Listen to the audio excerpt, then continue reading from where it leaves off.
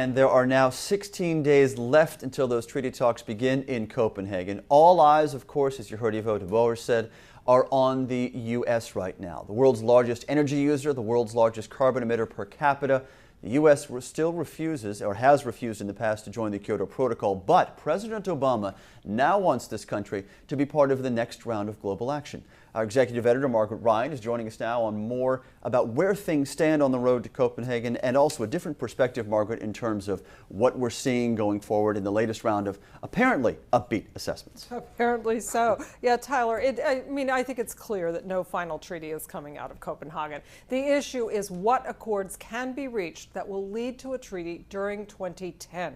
The demands from developing nations and NGOs and climate experts worldwide to get to global agreement has been for two U.S. numbers. How much will the U.S. commit to slash its carbon output, and how much will it pay to help the poorest nations? Now, developing nations have tried to cling to the Kyoto Protocol, under which they have no binding obligations, but the U.S. won't sign on to that approach. And in the last few weeks, we've been seeing major emerging economies step up and say, yes, they'll commit to lower their carbon growth rate or even cut carbon absolutely. But to get all that in a treaty, to harvest those commitments, the U.S. will have to table its commitments too. That according to Jonathan Lash, who's president of the World Resources Institute. And he noted U.S. negotiators have been saying they can't make commitments till Congress acts. I think the approach that the U.S. negotiators have taken is right. I was at Kyoto. I was among those who thought that we should go ahead and negotiate a strong agreement in Kyoto, even though we didn't yet have congressional support for that, because you could use the agreement to create political will. And that was just wrong.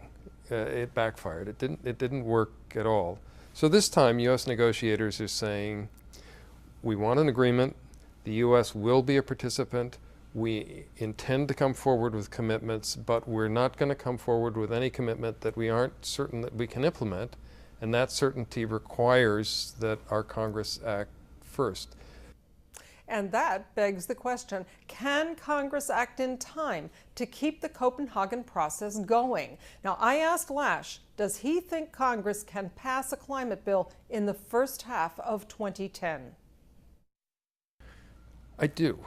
And I think the process that's underway with Senator Graham and Senator Kerry and Senator Lieberman is enormously encouraging. These are three very effective legislators from very different places politically and geographically who are carrying forward a pragmatic process to say we need to deal with energy and security issues, we need to deal with innovation in the U.S. economy, and we need to deal with climate change, and we have to do it now.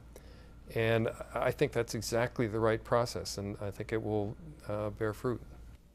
Now, Lash said that simply having the rest of the world accept the idea that all major economies should make commitments in a new treaty, that the next step does not include the Kyoto Protocol framework, that's an enormous change in the last 10 months. It's a change he credits to U.S. negotiators. Now, WRI is having a briefing by its experts this afternoon on a range of Copenhagen prospects, and I'll be there reporting for Clean Skies News. Tyler? Margaret, let's talk about President Obama's role in all this. At first, he was going to Copenhagen, then he wasn't. Now we're up in the air right now. What does Jonathan Lash think? Because I've heard a school of thought that unless a deal is imminent, there's no reason for the president to go. It will be seen as another defeat for him going to Denmark on the heels of the Olympics. Well, Lash said he thought that Obama's approach was correct, that Obama has said he will go if he can make a difference.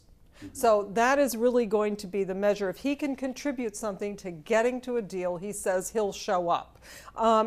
Now, the kind of rhetoric we were hearing in Barcelona, which was really attacks on the U.S., how could the U.S. not come up with numbers, I asked Lash, I said, look, is Obama just going to be a target if he shows up? Will he just be a punching bag for some of these countries that are very frustrated with the U.S.?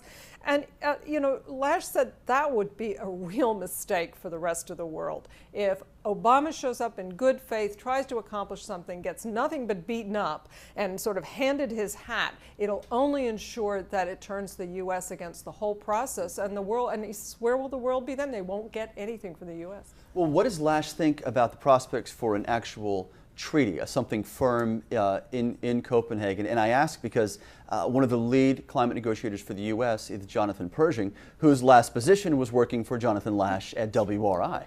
That's right. Well, he said he thinks that the statement in Singapore was simply an acknowledgement of reality. There's just, it can't be done. And especially because he believes that, in fact, Obama and the U.S. negotiators cannot bypass the congressional process. They just can't commit to something. You heard him say, take the Kyoto approach. That's just not going to work.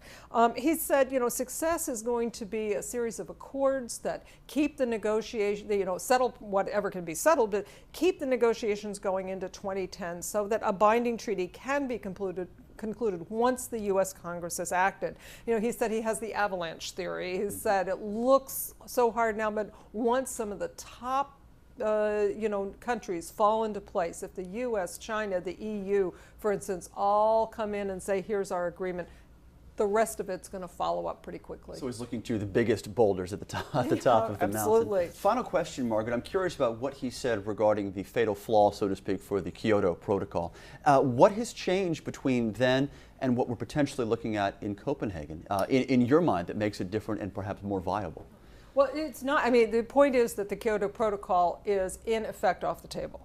That was his point. That the rest of the world, that he said as little as 2 years ago, say at the Bali roadmap, you would not have had major other countries acknowledging that they simply couldn't go forward with Kyoto. And certainly we still hear countries, India's environment minister just a day or two ago said, once again, we have to go forward with the Kyoto Protocol framework under which all the responsibility falls on the developed or the Annex I countries.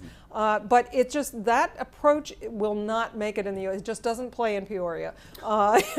It forces, I mean, the U.S. negotiators are just not going to show up and do a Kyoto perp walk. They are not going to sit there and say, yes, yes, yes, we are to blame for all this carbon and let us pay for it.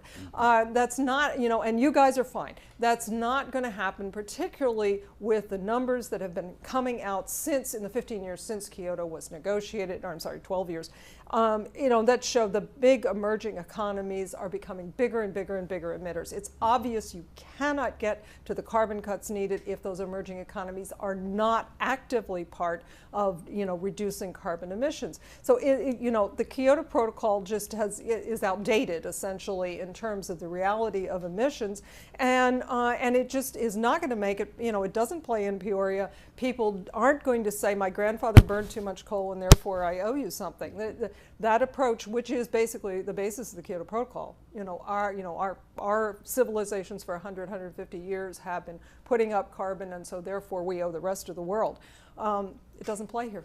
Carbon reparations. It's a new idea to put into the treaty. Margaret Ryan, thank you very much. As we said, 16 days and counting until Copenhagen.